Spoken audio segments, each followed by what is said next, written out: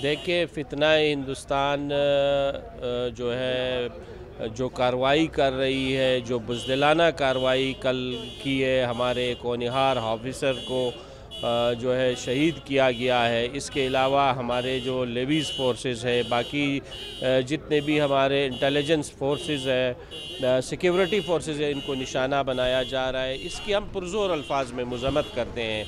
हम इंशाअल्लाह हमारी फोर्सेस जो है वो इनकी सरकोबी कर रहे हैं और तब तक चैन से नहीं बैठेंगे जब तक इन लोगों को जो है वो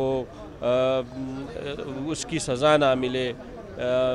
हम एज़ ए कौम ख़ुसूसन बलूचिस्तान हमें एक होना पड़ेगा इन तमाम दहशतगर्दों के ख़िलाफ़ जो इंडियन प्रॉक्सीज़ यहाँ पे काम कर रही है। वो यही चाहती हैं कि हमारे नौजवानों को कत्ल करे, हमारी इंटेलिजेंशिया को कत्ल करे, हमारे फोर्सेस को कत्ल करे।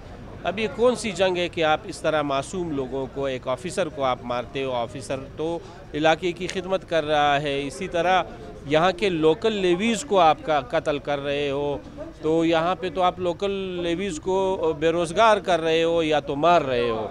तो इसके लिए इंशाल्लाह हमारी कोशिश यही है, जो अभी जिरगा भी इस हवाले से हो रहा है, गवर्नमेंट की भी यही पॉलिसी है कि इसके ख़िलाफ़ इंशाल्लाह सख्त एक्शन लिया जाए।